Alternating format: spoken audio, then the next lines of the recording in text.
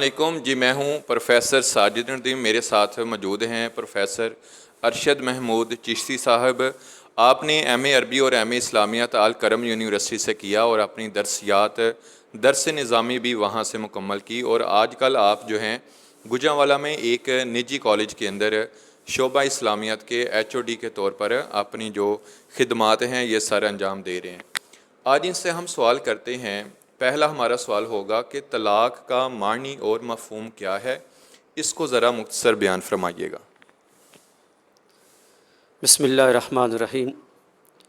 आपने बहुत अच्छा सवाल किया क्योंकि आज माशरे के अंदर तलाक़ की रेशो बहुत ज़्यादा बढ़ चुकी है और लोग तलाक़ देने के बाद फिर सोचते हैं कि हमसे बहुत बड़ी गलती होगी। तो तलाक़ का जो बेसिक माना और मफ़हूम ये है कि जो मियाँ और बीवी का आपस में निकाह की वजह से बंधन हुआ था, जो आपस में तल्लुक़ कायम हुआ था, जो रिश्ता मजबूत हुआ था, तलाक़ जो है उस रिश्ते को ख़त्म कर देता है। तलाक़ का माना और मफ़हूम ये है कि एक चीज़ को ख़त्म कर देना, जुदा कर देना। तो तलाक़ क्या करता है कि जो रिश्ता निकाह की वजह से एक रिश्ते में दो ख़ानदान इकट्ठे हुए थे, जो मियाँ और बीवी के दरमियान जो रिश्ता कायम हुआ था, तलाक़ ने उस रिश्ते को क्या कर दिया, ख़त्म कर दिया। तो इस तरह ये तलाक़, और नबी करीम सल्लल्लाहु अलैहि वसल्लम की इसके अंदर हदीस मुबारक मौजूद हैं। तो आपने इरशाद फरमाया कि रूए ज़मीन पे सबसे पसंदीदा अमल ये है कि किसी ग़ुलाम को आज़ाद करना, और सबसे नापसंदीदा अमल जो है वह है जायज़ कामों में वो है तलाक़ देना। गोया ये तलाक़ देना कोई पसंदीदा अमल नहीं है, लेकिन जब हालात ऐसे पहुँच जाएँ, जब मियाँ और बीवी के दरमियान मामलात चलाना मुश्किल हो जाए, तो इस्लाम ने एक ऐसा रास्ता हमें दिया है ताकि मियाँ बीवी एक दूसरे से अलहदगी इख्तियार कर लें, ताकि आने वाले वक्तों में झगड़े ना बन सकें। जी अलामा साहब, बताइएगा कि आपकी नज़र में तलाक़ की जो रेशो और शरह इतनी ज़्यादा बढ़ चुकी है, आपकी नज़र में इसकी क्या वजूहात हैं? बिस्मिल्लाहिर्रहमानिर्रहीम। जी आपने बहुत अच्छा इसके बारे में क्वेश्चन किया है, क्योंकि हम जब माशरे के अंदर गौर फ़िक्र करते हैं तो हमें तलाक़ की रेशो बहुत ज़्यादा बढ़ती नज़र आ रही है। और जो इसकी वजूहात पर जब गौर फ़िक्र किया जाता है तो इसकी सबसे पहली वजह जो ये है कि हमारी दीन से दूरी है। हम इसके बारे में नॉलेज ही नहीं रखते। बाद लोग से जब बात होती है कि आपने तलाक़ क्यों दी है, तो वो कहते हैं हमने समझा था कि बस ज़ुबान से कह दिया तो इससे क्या फ़ायदा, कुछ नुकसान नहीं होगा, तो लिहाजा हमने इसे बोल दिया। दूसरी वजह यह है कि हमारे माशरे के अंदर जो बर्दाश्त का पहलू है वो ख़त्म हो रहा है।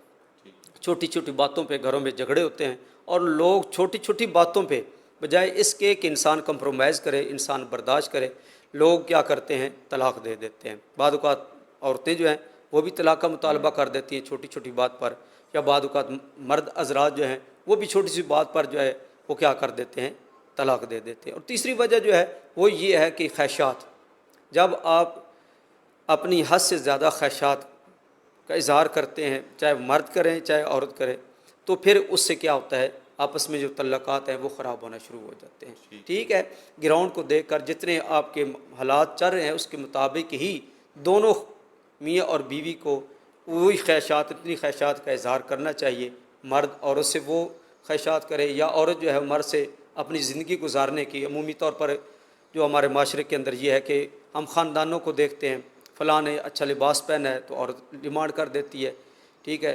खाने की बात आ जाए तो मर्द कहता है खाना इस तरह बना। तो ये छोटी वो बातें, कोई बड़ी बातों से हमारे माशरे के अंदर तलाक़ नहीं हो रही, बल्कि छोटी छोटी बातों से हमारे माशरे के अंदर जो है वो तलाक़ की रेशो जो है वो बढ़ती चली जा रही है। हमें इसके बारे में इस्लाम की तरफ रुजू करना चाहिए, हमें इस तालीमात मुस्तफ़ा सल्लल्लाहु अलैहि वसल्लम की तरफ मुड़ना चाहिए, ताकि हम माशरे के अंदर जो बिगाड़ पैदा होता चला जा रहा है हम उससे बच सकें।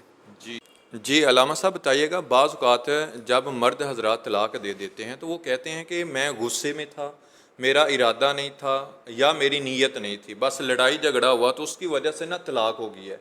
मैंने तलाक़ 1 2 3 दफ़ा बोल दिया है, तो मेरा कोई इरादा नीयत नहीं था। तो इसलिए क्या हम कह सकते हैं कि जो तलाक़ गुस्से में दी जाती है वो वाक़या नहीं होती? तो बताइएगा ज़रा प्लीज़। बिस्मिल्लाहिर्रहमानिर्रहीम। जी ये अमूमी तौर पर क्वेश्चन आते रहते हैं कि जब हमने गुस्से में तलाक़ दी। याद रखना, तलाक़ वो अमल है कि चाहे आप गुस्से में दें चाहे आप खुशी में दें, जब आपके मुंह से अल्फाज निकल गए हैं تو اس سے طلاق واقع ہو جاتی ہے۔ جس طرح غلام کو آزاد کرنا ہے تو نبی کریم صلی اللہ علیہ وسلم نے فرمایا کہ چاہے وہ غصے میں کہیں کہ آپ آزاد ہو، چاہے خوشی میں کہیں تو وہ غلام کیا ہو جاتا ہے؟ آزاد ہو جاتا ہے۔ تو اس طرح آپ نے یہ بھی فرمایا کہ طلاق بھی ایسا ہی عمل ہے، چاہے آپ خوشی میں کسی کو طلاق دیں، چاہے وہ غصے میں طلاق دیں تو طلاق واقع ہو جاتی ہے، کیونکہ عمومی طور پر طلاق خوشی میں نہیں معاشرے میں دی جاتی، بلکہ جب لڑائی جھگڑے ہوتے ہیں تو اس وقت ہی طلاق ہوتی ہے، تو طلاق واقع ہو جاتی ہے۔ یہ جو کنسیپٹ ہے کہ طلاق نہیں ہوتی، طلاق جو ہے واقع ہو جاتی ہے۔